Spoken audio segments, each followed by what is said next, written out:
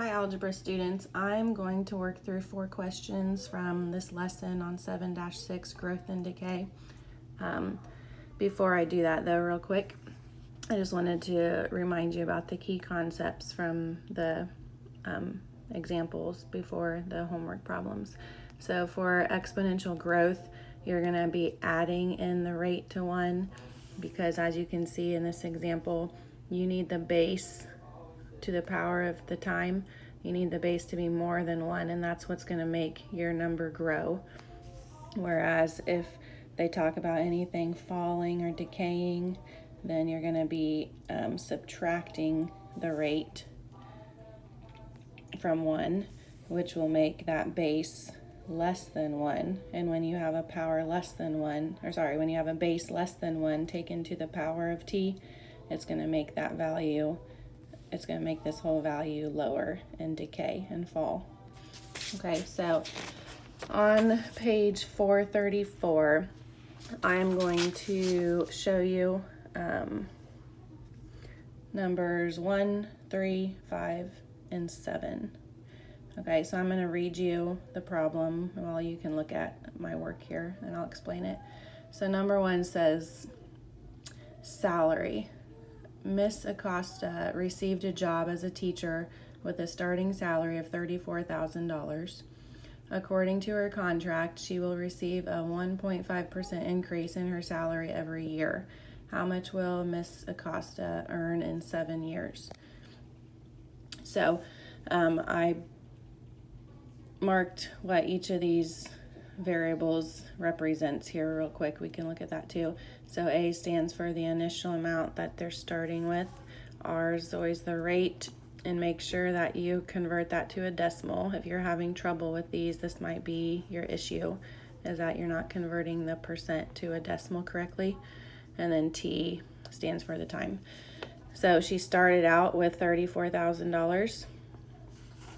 The rate was 1.5% as a decimal. Remember, you always move the decimal 2 places to the left.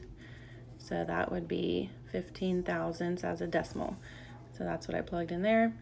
And the question said, after 7 years, how much will she earn? So that's the time. And then from there, you can just use your calculator. If you are doing this and you're still not getting the right answer, maybe you're not entering stuff in your calculator correctly, you cannot go and take 34,000 times 1.015. Then take that answer to the 7th power. That will be different.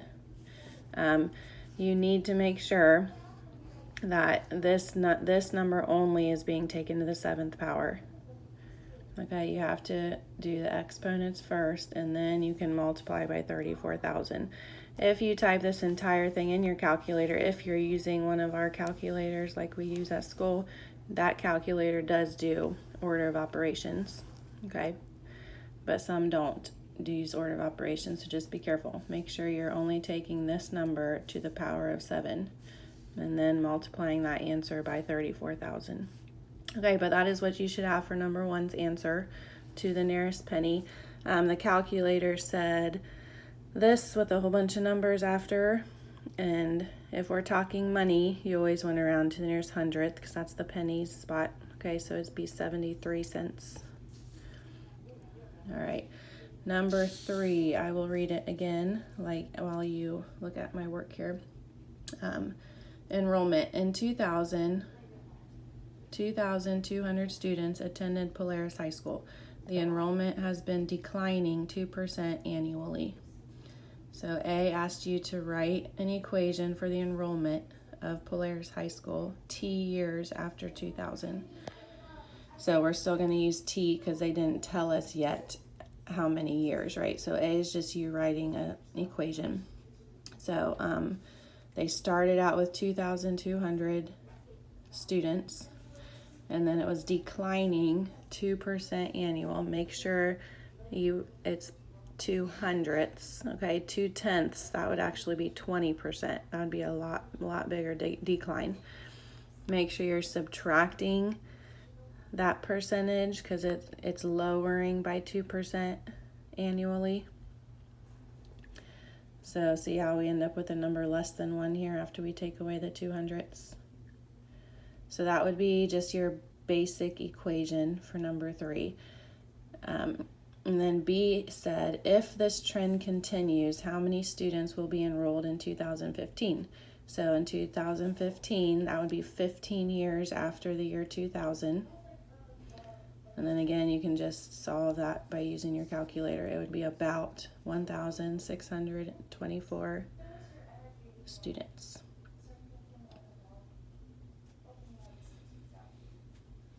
All right, number 5.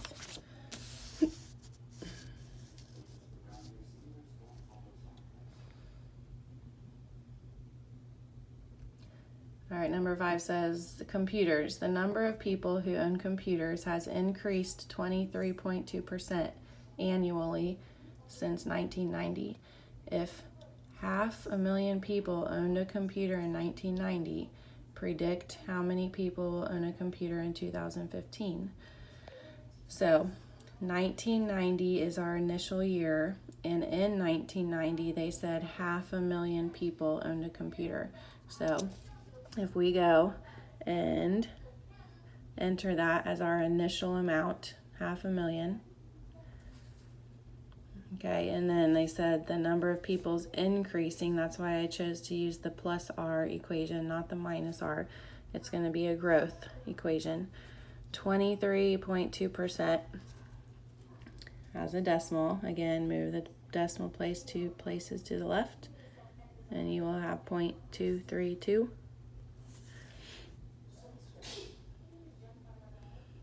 Okay, and then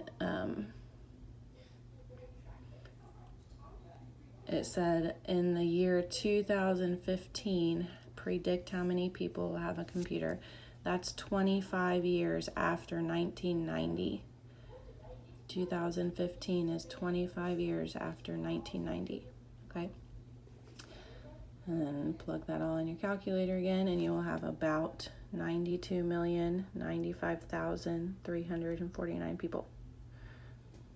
We're number 5. All right, and then number 7 was a little different.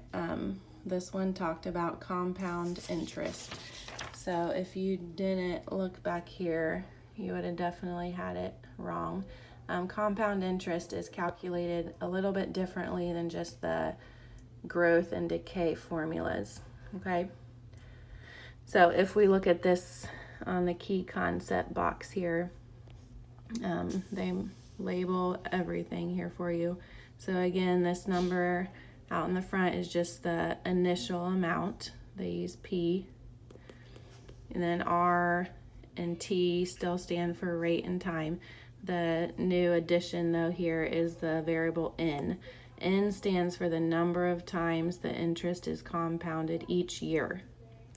So like an example 2 real quick, it said that it was compounded at 6% per year, compounded monthly.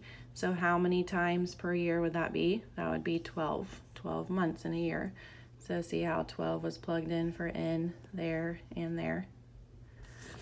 So on number 7, that's what you would have to do also. So here is my number 7, and I will read it to you. Theo invested $6,600 at an interest rate of 4.5 compounded monthly, 4.5% compounded monthly. Determine the value of his investments in 4 years. So using everything I explained up here, I plugged in the initial amount of 6,600, my percentage of 4.5% as a decimal. Compounded monthly would be a 12 here for 12 months in a year. And then the formula also had N times T. So the time was after 4 years.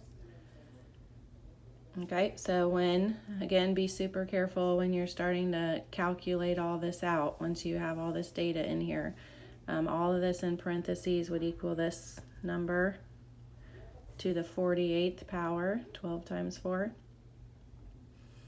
And then from there, it's just solving it from there is just like you did on all the other ones. Make sure this is going to the power of 48 only, and then you times that answer by 6,600.